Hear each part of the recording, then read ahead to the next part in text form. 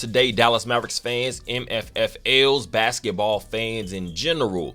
The Dallas Mavericks defeated the Toronto Raptors. I believe 22-win Toronto Raptors last night. Final score 136 Dallas Mavericks, 125 the Toronto Raptors. Luka Doncic obviously led the night and led the team as usual with 30 points, 11 rebounds, 16 assists, and it happened to be his 25th birthday. The best thing about this is it feels like we got to see Luka Doncic grow up. He's now a father. We're talking about a guy that's actually just starting to now maybe start to hit that early prime. These are the years now where the game completely slows down, and that says a lot about a guy. We're talking about who I don't think you would say potentially. We're talking about a guy who's going to be on his fifth first-team All-NBA team, his fifth All-NBA team, and we're talking about fourth first-team All-NBA. So this is a guy in Luka Doncic. He has completely just carried the load. He's completely just shown he is that guy, and this should be his league for years to come. Obviously, you have the Nikola Jokic, you have a Giannis Antetokounmpo, some of the other young talent, your Ja Morant. We'll see exactly how his career continues to pan out for the Memphis Grizzlies, but you have so much talent around the NBA. But Luka Doncic, to me, he should be the face going forward. This is a guy, if this front office, this new ownership group, in conjunction obviously with Mark Cuban still being in the fold, can just continue to build this thing and grow this thing, Luka Doncic should be competing for championships for years to come. And then you're adding in some talent like guys like PJ Washington, who had a great game yesterday. 23 points, 6 rebounds, I believe 3 blocks. This was the best game we've seen from PJ Washington since he's joined the Dallas Mavericks, especially on the more so on the offensive side of the ball. That shot was falling last night, and this is one of those feel-good games, I guess you'll say. You got to see some of these other guys get involved. Last night, I believe Maxi Kleber didn't play, so you got a full 48 minutes from the combination of Derek Lively, Daniel Gafford. It was a game the Dallas Mavericks had to pull out because, unfortunately, we did see how it went a couple games ago against the Cleveland Cavaliers. That half-court, full-court shot, I guess you want to say, somewhat like that from Max Strus, knocking down the Dallas Mavericks in the very last second of the game. So the Dallas Mavericks had to come out here and take advantage of a team who they're much better than talent-wise, but at the end of the day, it was a road game. The Dallas Mavericks now was sitting with a 16-12 away record. So when you're looking at what the Dallas Mavericks did last night, I guess you can say against the Toronto Raptors, it was just a team effort. You're looking at what Kyrie Irving was able to bring, another 29-point game. It was a game where now you're asking, what exactly are the pieces that we're going to have to keep in the rotation? I'm going to say going forward, last night, it was a perfect example of what this big man, the front court combination, like I said, of Derek Lively, Daniel Gafford can bring overall. Derek Lively last night, sitting there with 5 blocks. This was just one of those games where you're watching Derek Lively, and it's still a young kid. I believe now he's also just 20 years old. He finally hit that, I believe, a few days ago. We're looking at Derek Lively, who's now a 20-year-old, and he's starting to grow himself, and you see the comfort he's playing with. And I'm going to give a lot of credit to some of the veterans. You're talking about Markieff Morris, some of the guys you can tell just stay in his ear throughout the entirety of games and just this process of his development. Obviously, Tyson Chandler, who's been a mentor, a big brother, which he's called Tyson Chandler himself. It's just been great to see. And also, to me personally, I'm going to give Daniel Gafford a lot of credit, whether directly or passively. You're looking at what Daniel Gafford brings to this team. To me, that intensity, that fire that he plays with, and you're watching and you're seeing Derek Lively is now starting to be more aggressive. We saw what he was earlier on in this season, the game that he's starting to develop, and you're seeing him get a little bit more comfortable around the rim with that soft touch. I've seen him over the last couple games. Those easy, nice, soft little hook shots, they're actually starting to fall. So if we can continue to grow that, we've seen Derek Lively at certain junctures of his, I guess you want to say when in practice film or things like that, he has a soft touch and just even a jump shot. But that's not really what he's being used here. But to me, just continue to grow and develop a guy like that. But looking at Derek Lively, like I said, with 5 blocks last night, that plays major. You're looking at Daniel Gafford, the contribution he brought in off the bench, I believe getting 25 minutes. This is going to be something to keep your eyes on going forward because many nights, we're going to be able to give different looks. Obviously, when you're adding in a Maxi Kleber back into the fold in that big man group, I guess you can consider him still somewhat of a de facto 5, somewhere here and there, a hybrid 5, depending on what your lineups are. Just that combination, Derek Lively, Daniel Gafford, Maxi Kleber, they're all interchangeable at some points of the game because they can bring you different things. things. This is going to be something to keep your eyes on going forward. But when you have a player like Luka Doncic who was able to just take advantage and just show this game is so easy to him, and we say easy, but again, obviously it's not that simple. But when you have a guy with the talent level of a Luka Doncic, this is a generational player. He's able to show and slow down the game for the rest of the team. I'm just going to say I'm just very excited, like I said, about PJ Washington. Hopefully this is one of those games that gets him started, and now he's going to be more comfortable on the offensive side of the ball, and that's just another threat the Dallas Mavericks can throw at different teams. Of course, you're going to say tomorrow we face off against a team in the Boston Celtics. So Toronto Raptors, I guess you want to say, was a good feel-good game. Get your feet wet, feel what victory. I guess you want to say get that taste of what victory feels like again. But the Dallas Mavericks are sitting at 8-2 in their last 10 games. This was just a game to get back on track. And Luka Doncic, this is one of those situations where now, if we can get off to a little bit of a roll once again, you're going to see Luka Doncic be in those MVP conversations. Look at the standings right now. The Western Conference right now, the Dallas Mavericks are sitting in the 7th seed right now. I believe half game behind the Pelicans. And when you're looking at where we are, you're still sitting only about a half game. I believe is it a game or a game and a half, one half of a game, something like that. I'll check it. We'll check it out in a little bit. Behind the Phoenix Suns in the 5th seed. So we're talking about now the Dallas Mavericks are still very much in the mix, in the thick of things in the Western Conference. Just continue to win, continue to get better, continue to develop, because what I want to see is just this team looking like a well-run, oiled machine by postseason time. I want to get us out as far away from that play-in as we can, but if the Dallas Mavericks are going to be this kind of team, it's going to be a very tough out for anybody that this team faces, because I have no doubt in my mind, this team, as constructed right now, if we can stay healthy, it's going to be a team that can beat anybody in the NBA. Excuse me, I'll say it once again. This is a team, as it's constructed, if the Dallas Mavericks can stay healthy, this is a team that can beat anybody in the entire NBA. That goes by the Boston Celtics. That goes the Cleveland Cavaliers. That goes about whoever you consider at the top of the Western Conference, whether it's the Timberwolves. You're looking at the Thunder. You're looking at the Denver Nuggets. Looking at the Clippers. This is going to be something to keep your focus on and your attention. The national media, they have some point, you're seeing the up and down. The Dallas Mavericks are now starting to get a little bit of love from them over the last couple days. Although, to me, it feels like it may be a little bit doctored, because at some point, Tim Legler is one of those guys, you're talking about national media, one of those guys who seems to always give credit to the talent level of a Luka Doncic and the combination of a Kyrie Irving and some of the pieces that we added on. And now you're seeing some of the rest of these media analysts in quotations, you could say experts, these guys starting to, I guess, find themselves kind of along that same line of thinking. But the Dallas Mavericks, I just want to continue to see this team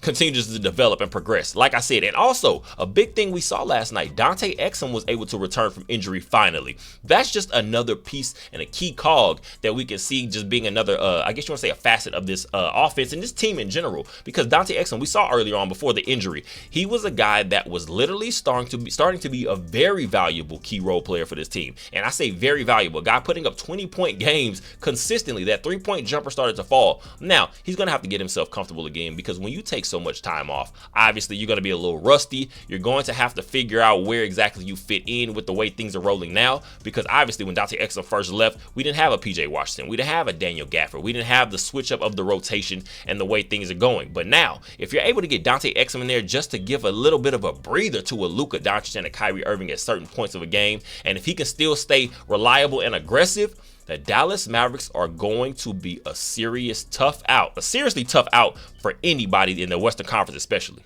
Looking at the Western Conference standings as they sit right now, the Minnesota Timberwolves with a 42-17 record. They're leading this thing right now. The Oklahoma City Thunder, half a game behind them with 41 wins. 41-17 is their record. The Denver Nuggets, 40-19 record. 2 games behind. The LA Clippers last night, 37-20, took a defeat. The LA Lakers with a big comeback spearheaded, led by LeBron James, the legend LeBron James. This was, again, the Western Conference is very tight. Look at the Phoenix Suns right here in the 5th seed. 7.5 games back of first. The New Orleans Pelicans, 7.5 games as well in the 6th seed. The Dallas Mavericks are right behind. I feel like these teams can actually feel that pressure, because one thing you're going to see, if the Dallas Mavericks can pull off a win against the Boston Celtics in the next game tomorrow, this is going to be something to be very aware of, because I guess we've seen over the last couple weeks, week or or so.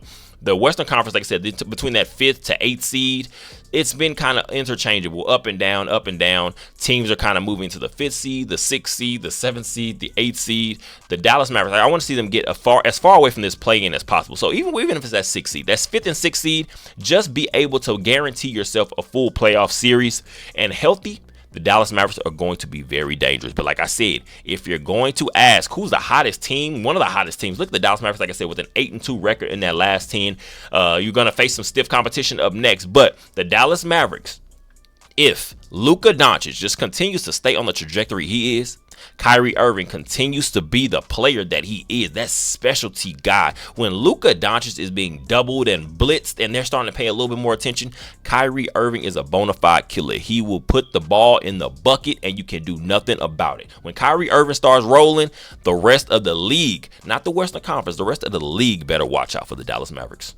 Now, looking at the stat sheet from last night, the box score, PJ Washington, like I said, 23 points, 9 of 16 on field goals in 31 minutes, 5 of 10 from the three-point line. He was shooting with some comfort last night, and you saw it.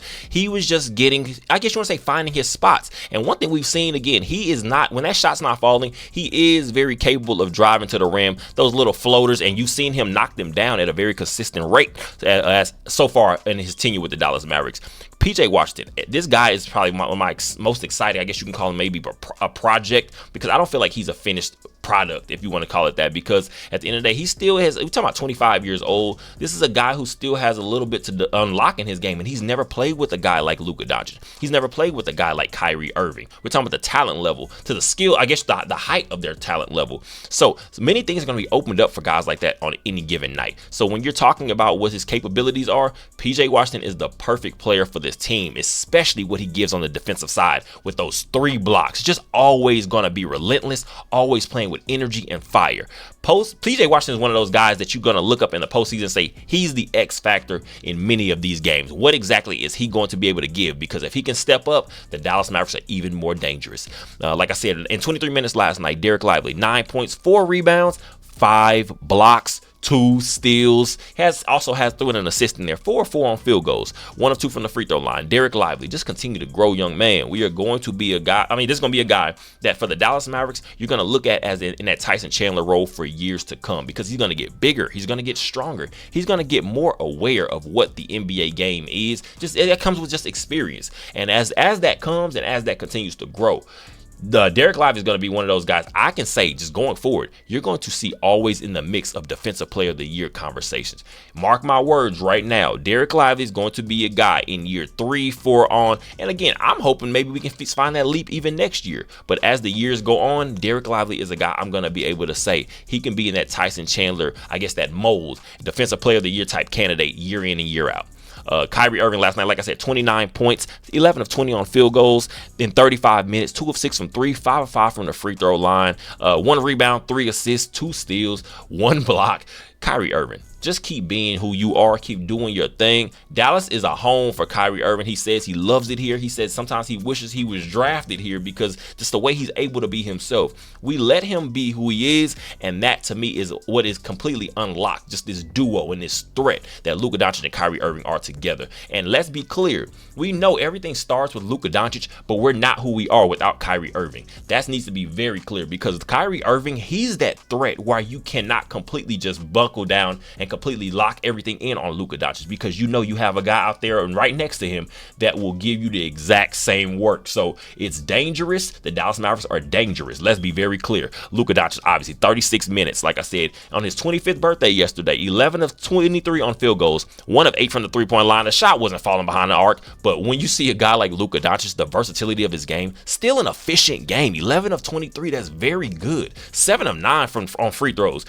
Just being more consistent. Luka Doncic is still floating around that 78%. And I said, if Luka Doncic can just be a 80% free throw shooter for the tenure of his career, this is going to be a guy where you're going to say night in, night out. I don't necessarily see Luka Doncic ever being a 90% free throw shooter, 85, 88, anything like that. But if he can just be a solid, consistent free throw shooter year in and year out, that's just another level, because now you can't even foul him because he has the capability to knock down a fair amount of them. Again, 30 points, 11 total rebounds, 16 assists, 2 steals. There were 5 turnovers, but again, that's within the flow of the game. We see Luka Doncic with a plus 11, and I always say plus 11 is sometimes it doesn't tell everything because it comes with context. But Luka Doncic threw himself in the mix to just being an MVP candidate. I want to see him get something like that just because it's not the end of the day. Obviously, we have big awards, we have big plans for this team going forward. We have big team goals, obviously championship goals.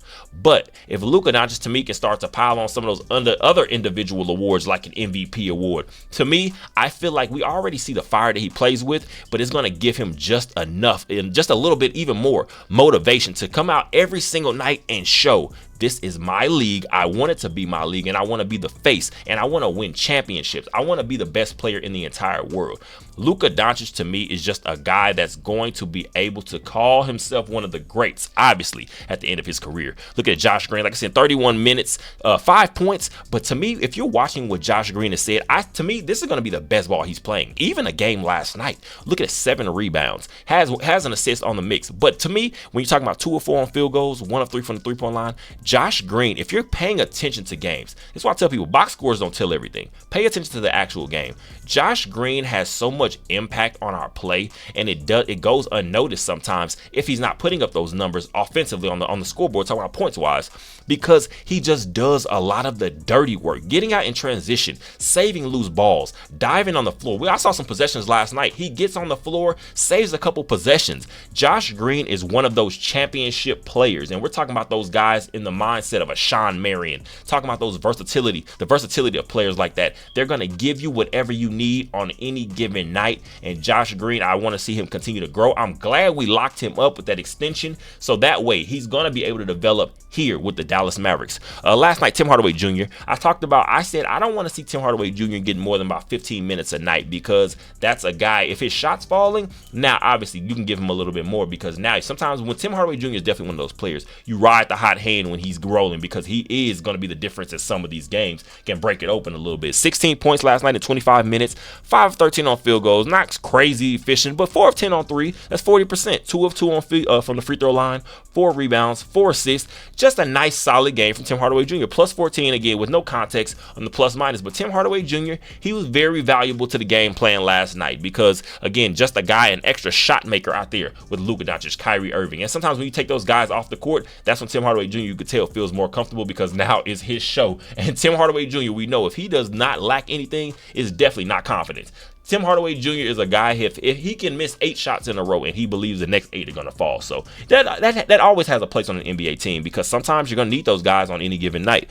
Derrick Jones Jr., 15 minutes. Again, just a more versatile player, plus 16, 5 points last night, 6 rebounds, 1 assist. A guy also in that same mindset, I'll say, of a PJ Washington. Not the same offensive type player, but Derrick Jones Jr., he is a winning player. He's a guy that does the dirty work, kind of like I said in that Josh Green. And he's a little bit taller, a little bit rangier. So Derrick Jones Jr., this is a guy, he needs to be in our rotation consistently. I don't care if it's spot starting, if a guy has to sit out a couple nights or something like that, or whatever it is. Derrick Jones Jr. needs to be getting 20 minutes tonight a night to me, because he's going to be one of those guys that adds in what you need, kind of like I said, in the mindset of a Josh Green or a PJ Washington. He's that dirty work player, and you need those to win games in the NBA. Daniel Gafford, 13 points in 25 minutes, 7 rebounds, has a block himself, has a steal, has an assist, 6 or 7 on field goals. The league leader still right now, I believe, in field goal percentage. Daniel Gafford, very valuable to this team. This is something we're not even getting into who's going to be starting, who should be starting, who should be more valuable, because to me, Derek Lively, this is his, I guess you want to say this is his starting job, because that's the young guy that you're watching develop. But Daniel Gafford's still sitting about 25 years old. This is a guy we're going to have for a couple years. So now he's going to continue to be able to just be that weapon for us. And sometimes you're going to have play him a little bit more with Derek Lively while he continues to grow and develop his own NBA game. Because when you're watching Daniel Gafford, just the physicality, like I said, that he plays with, you cannot duplicate that around the league. Everybody doesn't have that. Everybody doesn't have a big man with that intensity and the fire that he plays with. And like I said, Daniel Gafford's biggest contribution to me so far, in my opinion, since he's joined the Dallas Mavericks, Mavericks. It's just that mindset that he brings and that intensity that he plays with. And like I said, I truly do believe it's rubbed off some on a Derek Lively, because now Derek Lively knows I have to come in and be completely ready because I have a guy behind me. Although due to matchups, certain things you're going to have to play Daniel Gafford a little bit less sometimes if it comes around quicker guys that can play at the big man position, but also play around a little bit more on the perimeter, which you saw a little trouble against the Cleveland Cavaliers some. But when you're having a guy like Daniel Gafford just continue to work, continue to play, you're going to sit here and ask yourself, how far can we actually take this thing? So Dante Exum, like I said last night, in 17 minutes, just good to see him get back. 4 points, 5 assists, 3 rebounds. Like I said, just a guy that's doing a little bit of everything. And if Dante Exum can just be a nice, solid guy, maybe get you 8 to 10 a night, but continue to just run the offense when Luka Doncic and Kyrie Irving are not on the court. And although also when they are on the court, he's shown the capabilities to be able to play with both of them when they're actually still on the court and still be very valuable to his team. Dante Exum is very much so what we needed. Obviously, we saw the Spencer Dinwiddie, I guess you want to say the way we were trying to get him on this team. But obviously, I feel like if we can get Dante Exum back healthy, to me, at this point of their careers, he's just a much better player. Just keep him healthy. That's always going to be the biggest thing to keep an eye on for with Dante Exum. But Dante Exum, very valuable to this team. Like I said, I'm just glad to see where this team can go. I'm excited to see where this team can go as we get healthier and healthier, and as we just get more, I guess you want to say, get more consistent with the team chemistry, having added in these couple new pieces and just seeing how far we can take this thing. Once again, the Dallas Mavericks sitting with a 34-25 record, 7th in the Western Conference. Next game against the Boston Celtics tomorrow, 6:30 p.m. Central.